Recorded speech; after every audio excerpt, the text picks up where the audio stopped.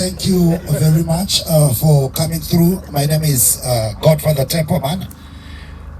Thank you timu yangu nekuya kwa maita toroza kuti mamboti gare makatimirira asi tinokutenda ine kusvika kwa maita asi ndisati ndatanga anything ndichakumbirawo munhu waMwari Prophet kuna Kwashe Jose kuti vativhurire nemunamato ndozotanga kutaura nemi. Thank you so much. Notenda Mwari. Abantu kutenda inezuva ranhasi. Nokutenda Mwari makatendeka. We thank you Lord for this day. We thank you Lord for everyone in this place. Thank you Lord for gracing this day. In Jesus' name, amen. Amen. Thank you. Thank you so much, Prophet.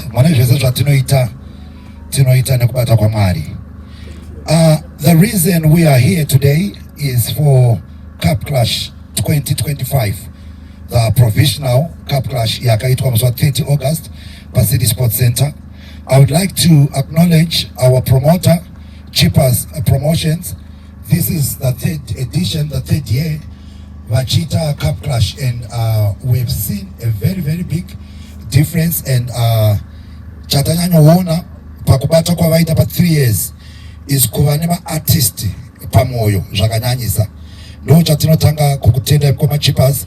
Thank you so much, and may God bless you, and we hope you continue to promote and inspire other promoters.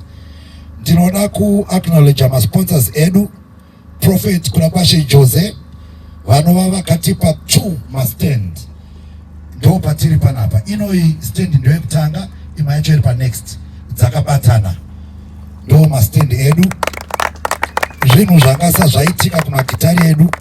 Taipa mabairo yakasiyana ene bairo muhombe yauya muna December pa national level, pa national cup clash, but Prophet vakauya vakata inini ndikuda kusangana nema youths, inini ndinorwadziwa nekuti ndinoona ma youths akawanda nezera rangu, and chikunyanywa nibata inyaya ye drug and substance abuse.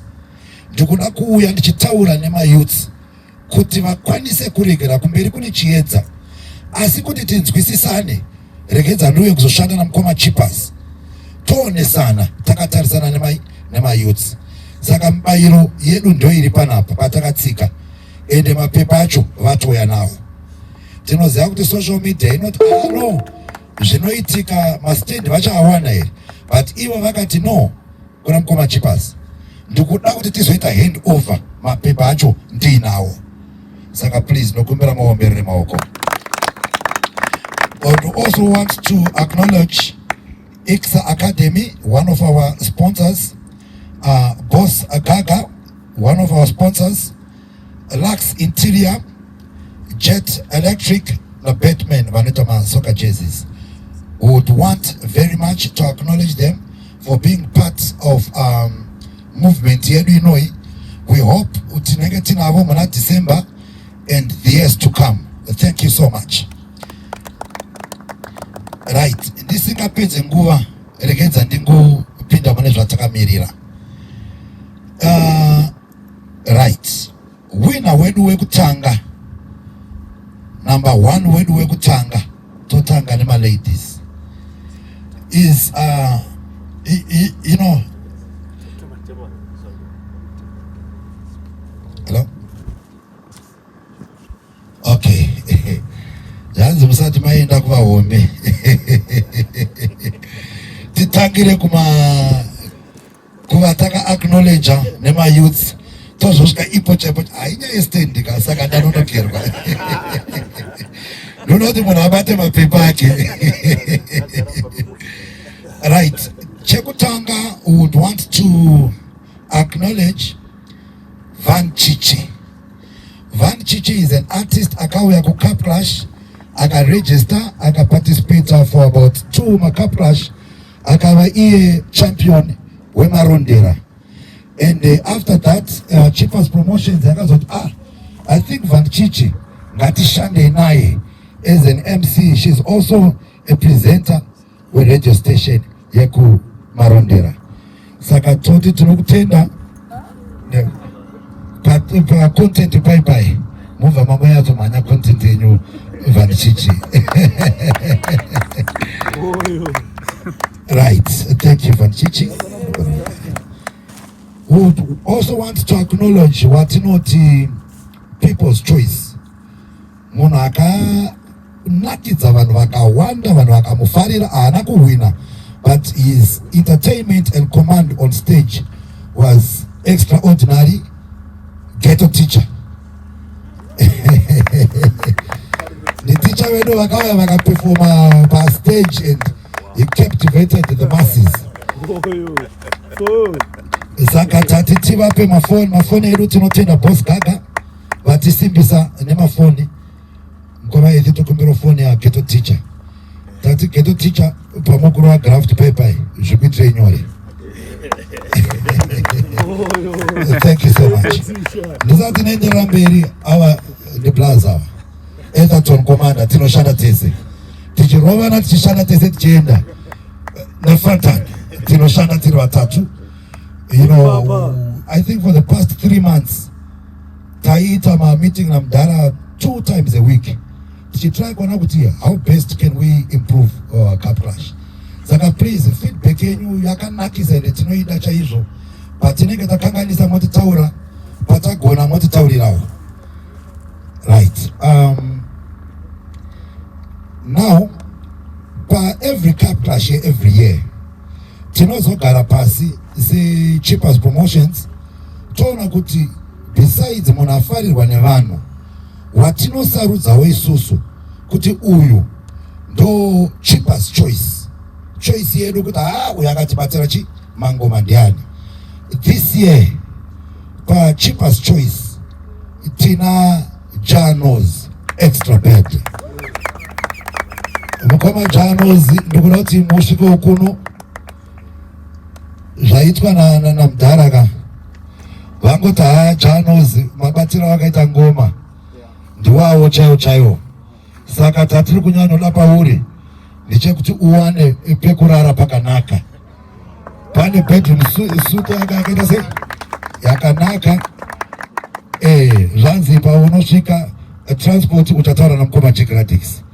Vanoona marongero awo ndizvo zvako zvitese zvisvike pamba.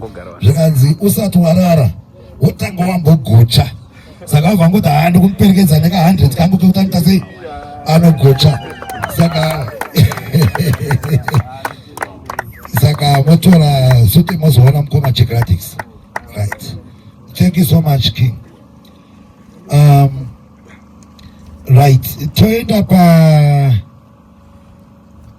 juniors edu. Right. Pa juniors pakabatwa basa. Chekutanga pa junior ndoda kutenda vabereki vakakwanisa kubvumidza kuti vana vauye kuva part of City Sports Center Cup Clash 2025. No tenda zve vavakauya navo vazhinji vakauya navakoma vavo. Tozotenda zve maartist akaperforma akakwanisa kupa mukana kumajuniors kuti aiwa majuniors ngaatange. Hapana kana kunetsana kwakaita, vakarova basa ravo vakapedza. Vapedza basa ravo. Winner wedu wekumajuniors anonzi Young Silent. Handizoti azokwanisa kusvika here nekuti angaenda kuchikoro, asi mubayiro wake wabva kuna Cheapers. Ane school fees ye 2 years. Apiwa school fees ye 2 years.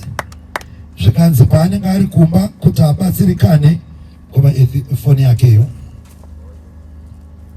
Tinotenda Boss Gaga nemafoni avakatipa. Ane foni yake yaapiwa kuti izomubatsira paanenge achiita content. Iyi yabva kune X Academy ndo yatipa mafoni 2 emajuniors. Saka tati phone from X Academy, school fees yake ye 2 years pamwe chete ne uniform yake for the next 2 years. Saka, thank you very much Cheapers Promotions for recognizing my youth and also appreciating kuti vafana anonga achirowa magitari but chakakosha idzidzo because dzidzo ndonokwanisa zomenesa kumberi muma gitari iyawo. Right, number 2 wangu ari pere number 2 wangu kuma youths. Ufana wangu ni kwere chibva watotanga kutofamba weka vanhu vakuone unoza clash yavo. It was captivating. We are going with the freestyle. It was captivating. Clash yavakaita munun'una makurukuto akasimudza chaunga mfana uyu zvekuti mudhara chipas abva ati aiwa zvaitwa nemuning'ina ndakazviona for 1 year vachabhadhara school fees yako. School fees yako ndisati ndapedzisa kuti nei ndoda kuti umboita freestyle umhorese vanhu utaure zita rako uita freestyle. Kacho ndini munhu wacho so Namuka mona stopa negezo meso. I pray kuna chacha God bless my yaso. Kwa life yaka oma kungendu kumeka pazo. Iwondo ya puti, iwondo ya white fro. Omukrapa msika ana moms wakatika. Kuvana kuma vanguva serepa mshika shika. Asati mambo shanda wana kanzuru ya reka. Sakuda kutopira kune wacho katsika. Matax, matrax, sasara mketo. Anasisi veduva china visa maputo sika ramba sakada. Iwondo ya kumaputo. Tiri kufura sora iwo vajisema mucho. Oh, Chimira. That freestyle. Their clash was just amazing. Lyrical content yacho nezera ravo zvakati netsa yanga ine udzamu zvokuti yakanetsa kuti tiwane number 1 ne number 2. But congratulations mkoma Ethina kumira kuti mumutambidze foni yake. Saka unozoti vabereki vaone mkoma Jegradix mova marongero zvoti school fees ibhadharwe for the next 1 year. Hawa chibodambere fana ngoma wako. Right. Tinema DJs angari pa Sound Clash. Ma DJs edu akabata basa. Avana kubata basa rekunyepa. Ende kwatiri ma DJs akati koshera. Nekuti profession yangu endotozikanwa nawo kwandiri nini. Is a DJ, is a club DJ, is a radio presenter. Ma DJ, we salute them every day.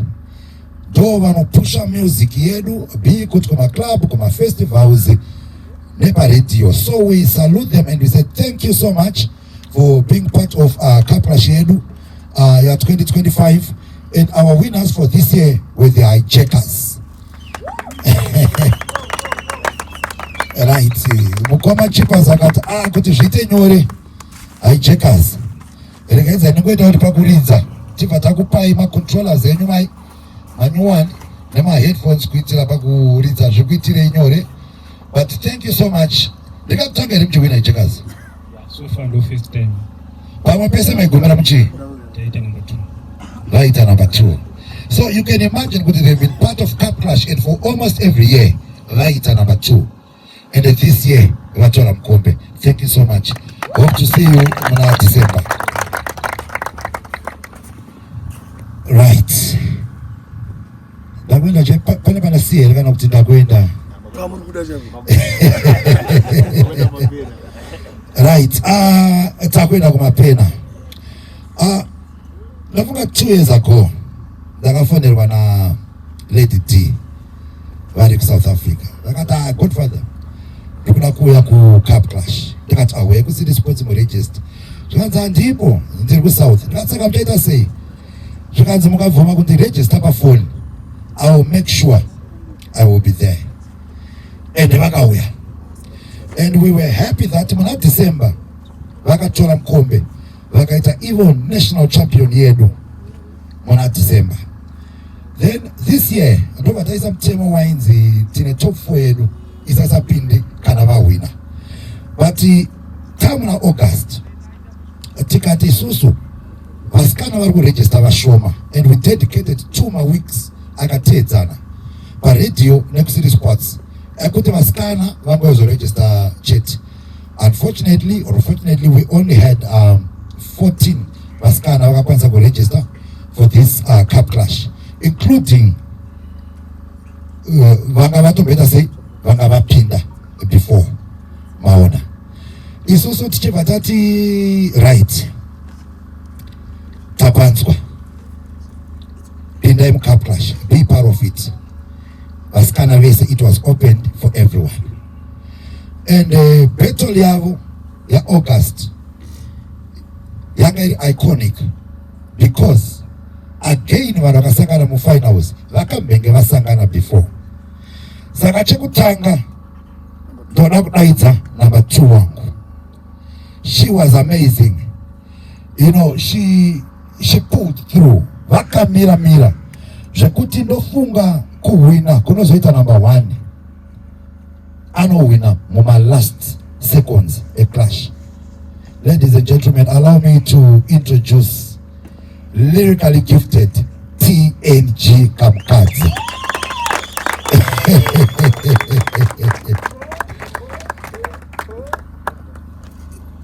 TNG Kamkadzi. Congratulations, Empress. You know, TNG, she has been part of a cup clash. Yedu, I think younger age 3. Age 4. Younger age 4. Imagine. Pavakambopinde kutanga, ndio vakambopinda na wakomana. Pavakambopinde kutanga, vangwari na wakomana imobo. But she has always believed in herself and she has never given up. And we are happy that today we are honoring her and we are respecting her. Empress, once in a cheapest promotions, pamwechete in a Lux interior, on a bedroom suit in your papi.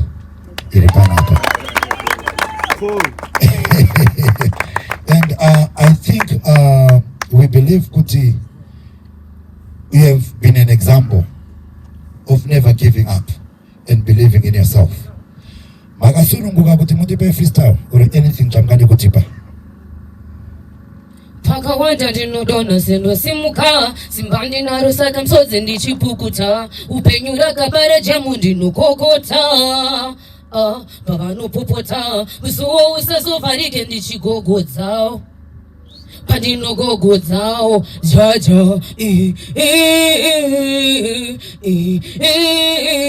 my enemies are wonder sondokunda chipeyaniso ndoisa ndokunda opo vanondivenga ndinokunda emuzita rakeso ndino anondikandira mepo kuna Mwari ndakumbirawo nditarireyo ndipone furayo wamusiota ndinokumbirawo ndione nditeo mambokazi muri yangu ka ifare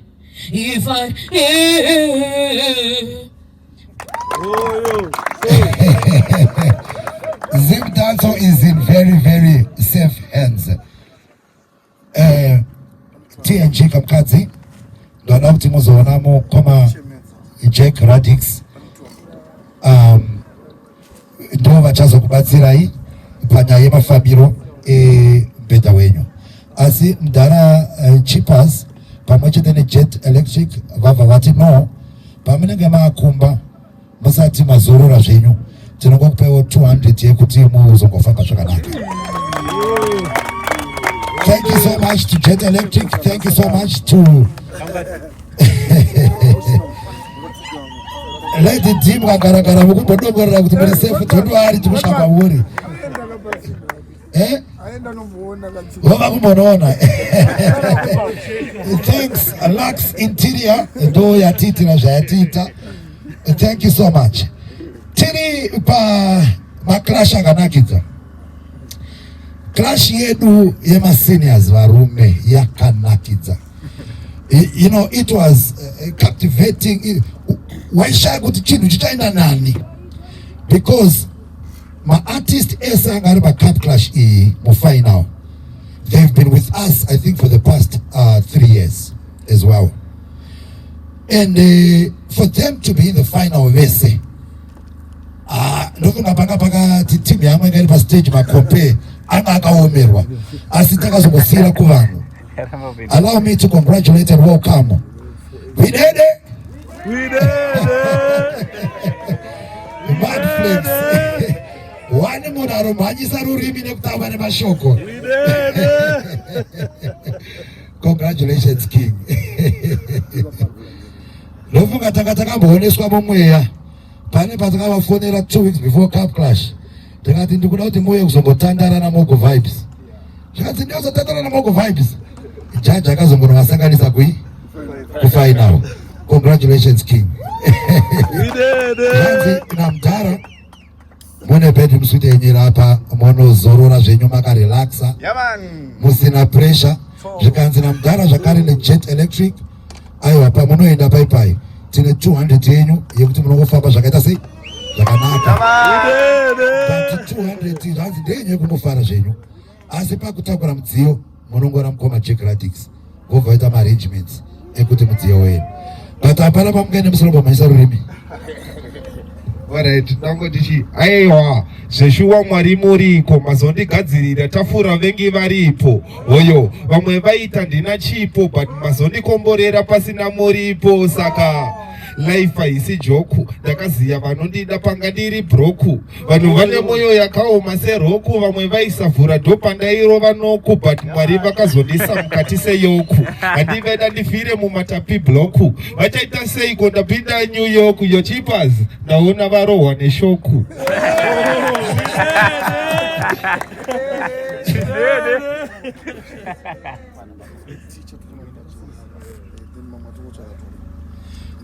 Right.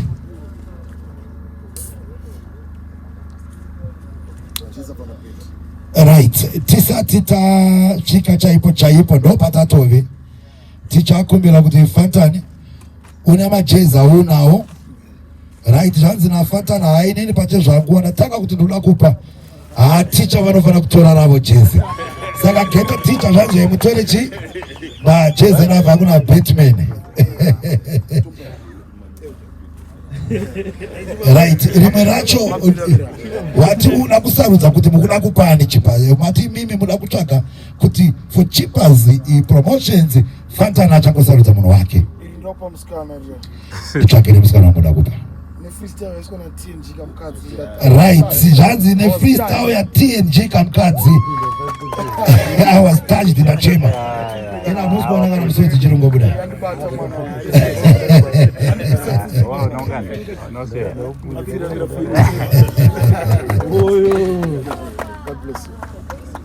Right, tisati tasvika ku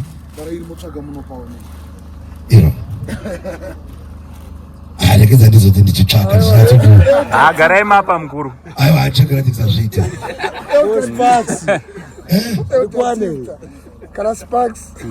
kana sekuru wenyika wakomani Sparks kana Sparks arekeza ndironge. Right, tisati tasvika chaipo I would like again to thank you mese mauya panapa maita kuti zviitike ndichitora nguva kutenda kunyanya vakatitsigira paevent yedu masponsors edu akashanda nesu tichitenda Mkoma Chippers. Ndofunga munozongovaona pekupedzisira kana kuti after show, but tashanda navo for over 10 years.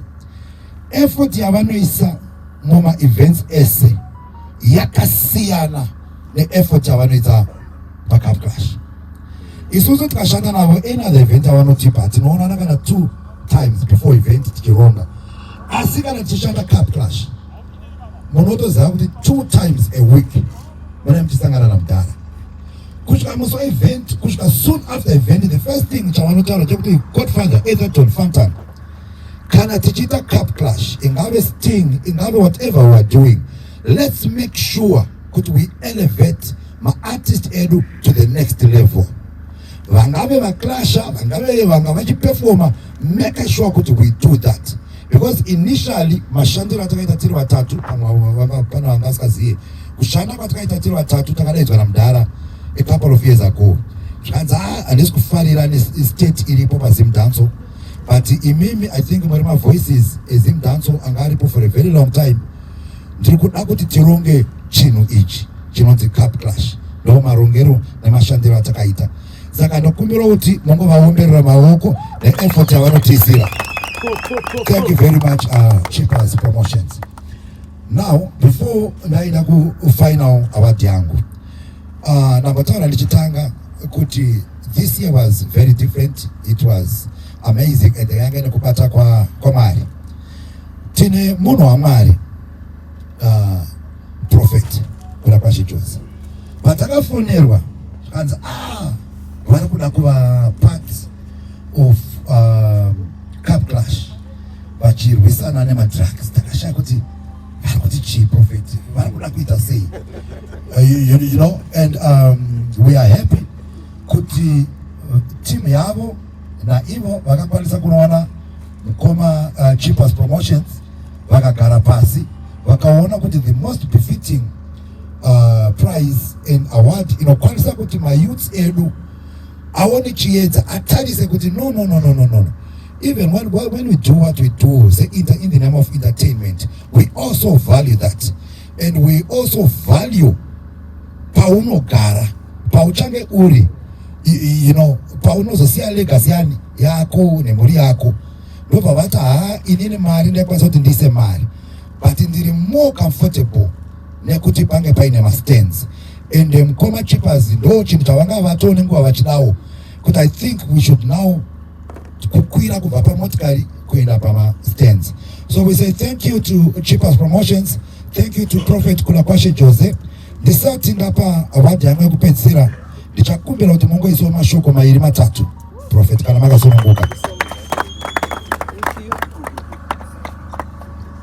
Thank you so much. Sorry. Okay, Lieutenant, thank you very much. Nekutipa mukana nokwasa imose nemuzita ra Jesu. Amen. Thank you. Tinokudai zvakanyanyisa. So I would like to sincerely thank Cheapers Promotion for giving us this wonderful opportunity to share our message with the youths. This tent is a plea from our hearts to say no to drugs and say yes to Jesus. Saka stand ichikumbiro kuita kukumbira kuti tapa stand tichikumbira, you know, saisa kwanisa kuti ngoya tongoti, but we could come showing that we love you so much, but parudo rukuti say no to drugs and say yes to Jesus. Let it be a theme in us to inspire others. So I'm not ashamed to be among you because Jesus loves you all. He loved you yesterday, He loves you today, and He will continue to love you forever. Just as He walked among the people speaking and preaching to all, I too desire to share His love with everyone. A special word of gratitude goes to our government and all stakeholders who are standing boldly against drug abuse. Together we can raise a generation that is free, strong and anchored in Christ. So ndakutenda zvakanyanyisa. Thank you so much Mukoma Cheapers nekutipa mukana kuti message yedu isvike kuma youths iri kuti say no to drugs and say yes to Jesus. We love you so much. Atinyare kunge, you know, tichiwanikwa tiri pakati penyu zuva ranhasi semufundisi sinoona kuti zvino tikaenda manje vanhu vanozoti kudini andimbonyare vanhu. Why? Because we love you so much.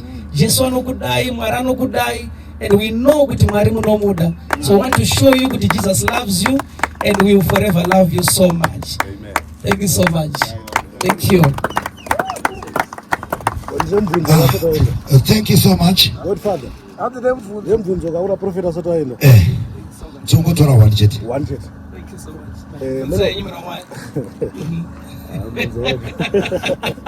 Man of God. Okay. Tukunzwa message yenu yokuti say no to drugs and yes to Jesus. Yes. So Sunday takaona Blot akaya kuchecha akagamtira Jesu. Yes. And Blot ndiye mumwe wanhu wakawina kusting. Hapana here zvamukuronga wokumitirawo kana zvidikidikiwo kana chero anything hapana here zvamukurongawo. Thank you so much. So I was amazed as so I didn't know kuti vanga vari muservice. So pakati vanhu vachigamuchira Jesu, I saw people were celebrating. So I saw him for sure.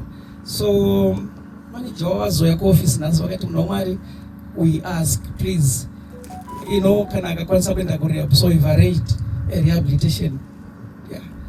After rehab, we say thank you so much.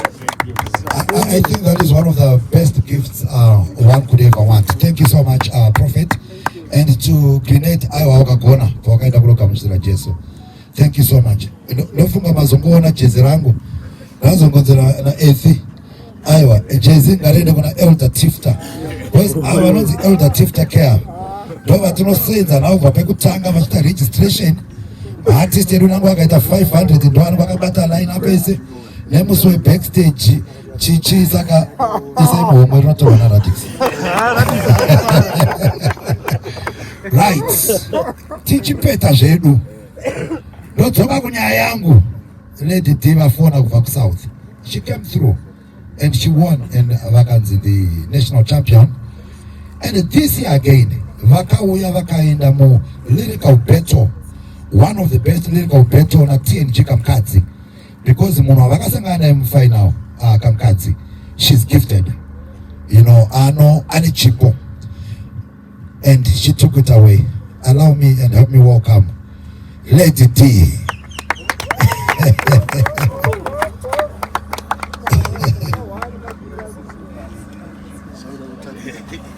Right, vanhu vanzofamba vaine murume wavo pese pavanoenda kana kumarecords.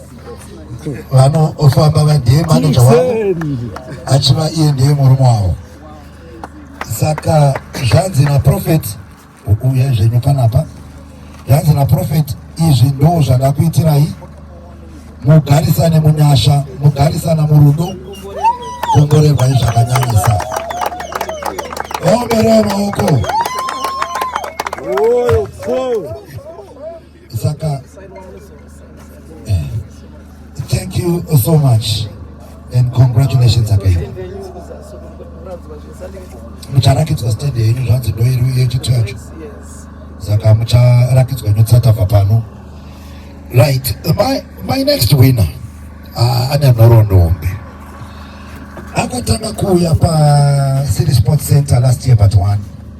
Akava part of Cup Clash yedu, and he captivated vanhu zvakanyanyisa kunyanya zvakare Mudhara Chipas aishaya kuti ndoita sei nemurume uyu.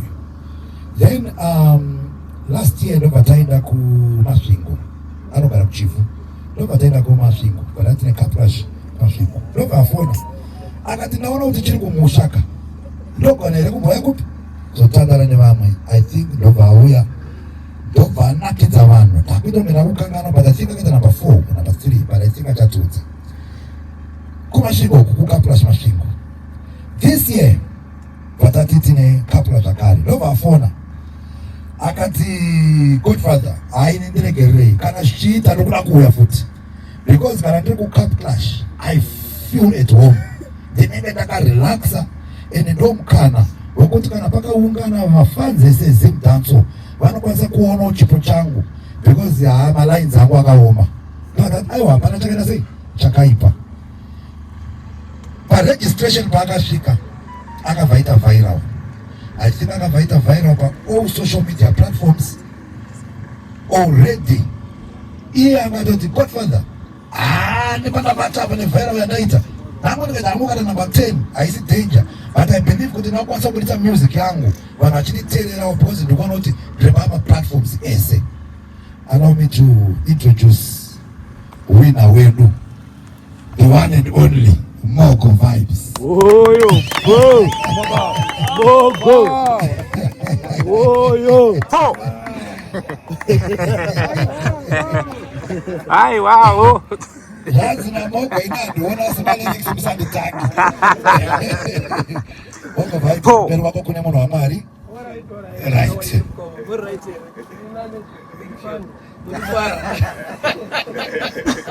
Thank you. Don't want me to say I'm happy for saying say no to drugs.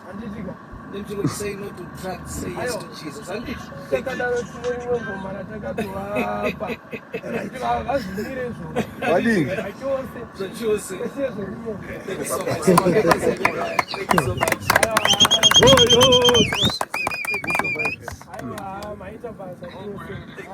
right.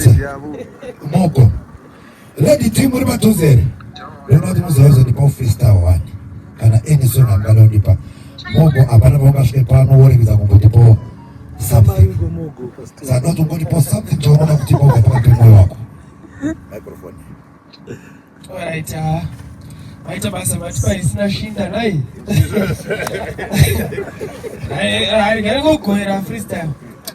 Zvanga zvakaoma sekurova dombo, zvairema kustika semunhu varova dombo. Kune vakatukwa sori ndine urombo, bati kumafanzi angu ini ndanyora chimbo. Kuti ndoda kukutendai mafanzi, makanpa mukana kuti ndigobhura dhanzi. Makati moga chingotora chinhu mwana, mufunge apa makandisetera pe. Hamuna kuda kunipira unge tendi, makandisarudza pavanhu vaipfuura 20. Makati moga ndiwe muridzi westand, chikawapedza chanisembadzane vendi. Profeti Jose nechipasi promotions pafeya ndinokutendai. Andicha zese, takarinoka to zvakaoma imi mukatipindai. Icho! Ho! Ho! Congratulations, King. Congratulations. Wish you the best. Lady T, nakumbira kuti muwe mura freestyle. Unogona kufamba inyona vachichi. Triple D. Pamusoro vakuru vedu chekutanga nditenderei ndimboimbira Mwari ndozodzoka hangu kumafreestyle. Wonderful. Ndinoshamisa kwazvo Namaba Samakuru Akaitiwa nemi Ose anorumbidzwa ukuru wenyu Mwari unosha misa kwazvo zvino baba ukuru wenyu Mwari unosha misa kwazvo rumbidzwa iwe denga rumbidzwa iwe denga rumbidzwa iwe nyika onesunda tirumbidze zvino uyu musiki wedu aneru norukuru. Haleluya. Wada kumboburitsa zviri mumwoyo haisi nyore kurwa hondo yepachimoyo hazvingazogumira pamuromo imi makandibatsira pakukwidza makomo. It's been a long time mukana ndichiungwavha ndakabva Josa kwandanga ndiri yandakabva ndine mangoma hope andanga ndakalota pandakapinda vamwe vese vakabva asi Mwari akandivaketa akati mgombe mwana mutakura zvangu nezvachacha imi nditamireiwo ndauya ndinotenda. Wonderful. Ho. Ho. Ndofunga vangotirakidza kuti pane zvese zvatinoita tinoisa Jehovha kumberi kwedu. Asi handingapedze mafreestyle ndisina kudaidza mukomana wemahelmet tatakamumira kuti auye pekupedzisira. Ava vakomana ava vanomirira zim dance, but vanomira hardcore dance yevanoda kunakidzwa nekutamba. Saka tanga takamusevha kuti azomboenda pekuita sei pekupedzisira zvake. Aiwa, ndinotenda. Chekutanga ndinoda kutenda vakuru. Mukoma Chipazi, aiwa ndatenda nechipo. Prophet Jose, aiwa ndatenda. Ndichitenda futi vakoma vangu, mukoma Fantani, mukoma Godfather, mukoma Etherton. Aiwa ndatenda. Chinhu chikuru chamatiitira ende mageto youth aneto power. Ende zimdance inoramba ichienda kumberi nekuti zvangasati zvamuitika kuti munhu anokwanisa kuwina stand out of zimdance. So it's a big thing. Handina hangu zvakawanda zvokutaura nekuti mufaro wakawandisa. Asi ndingangosiyo mashoko. I'm like a lion in a penny. Them say life is a journey. Pandinomuka makuseni. Ishe iva neni. Hanchadelo snakuda geni. Budiriro ndo iri mubreni. vane ruoko rwepfeni votumira mamhepo sefeni. So me say, you alone, you know where me come, you know where me go, you know where me been through. Munoziva kwandikananga andingaore mukati senanga. Thank you, family. Big up yourself, Mayet. Yeah. Amana, inini tisata varisa ndina mashoko mashoma ndinotaura. I know kuti vari kuona uri kumba ni kunyanya vari kuona uri pasocial media vamwe vakamirira kuti DJ Fantan ambotaura zviri pamwoyo pake. Sandataura ndinotenda Prophet Jose. Thank you so much mkuru. Since satanga zvezim dance izvi tozoya macup clash and everything, hatisatambona chipo chakaita sei chamatipa chemastand. Ndokumboti muomberera munhu waMwari maoko please. Thank you so much. And ndoda kutenda my boss Chippers Promotions nekuti believe kuti Fantan mwana wangu let's work. Nezviri kutaura vanhu nezvinotaurwa iwe uishanda chete munin'omo. Saka ndokumboti muomberera maoko boss Chippers nebasa ravatibatira muZim Dance. Alright, massive. Rega tange nembotaura nemaartist akaregister nevamwe vakakundikana kuregister. Ma$5 aya tange tichiti uyai muregister for $5 ndiwo atisvitsa pano patiri nhasi. Mumwe akutenda kumba nestand nekuda kwe$5 yakangomaneja kuyazoita sei kuregister. And other thing ndinambokuzivisai ndisati ndataura zvakawanda kuti inini DJ Fantan, Etherton and Templeman rekani mbogumire papa boss Chippers rekani ndabvise paside. Kana makationa tichinzi tiri one of the organizers, tiri ma-organizers, zvinonetsa kuti zvinzi Fantan azodonedza stage, kusaboteja stage nekuda kwokuti akavenga ningi. Mamwe ma-allegations anotaurwa nevanhu nedzimwe mhosva dzatinopomerwa zvinowanika mumutambo zvakafanana nebhora. Dynamos ikadyiwa inogona kuti referee sei aberira, Caps ikadyiwa inogona kuti referee sei aberira, but if ukadzokera pasi and sit down unoona kuti zati referee hana reason yekusaboteja this artist, referee hana reason yekusaboteja munhu. Saka zvamunondoona ndiri panapa kudhanzi kwakakandwa makeni, mwoyo wangu unorwadza ende ndenge ndafeila pamberi paboss Chippers because basa redu isusu we are the leaders in the T Street inonzi crowd control. Tinenge tichizama kuti dhanzi redu rifambe smooth, risvike mangwana makuseni, tisaone mahiccups. Saka zvinhu zvinonzi masabotage. I know kuti vanhu vazhinji vanongokanda wedu kuti sabotage, but they don't even know kuti sabotage chacho chii. Alright, handisida kukuudzai kuti sabotage chii, but ndoda kuti muzive kuti inini handini kuona artist achidona. Since day one ndichitanga zvemusic, basa rangu inini I'm like a bridge. Ma-artist upa anosumuka achipfuura nepandiri. Saka mukanzonzi inini da bridge rekuti munhu akauya ndomurambamo, Mwari anonditorera chipo ichocho kuti ndisvike pandiri nhasi.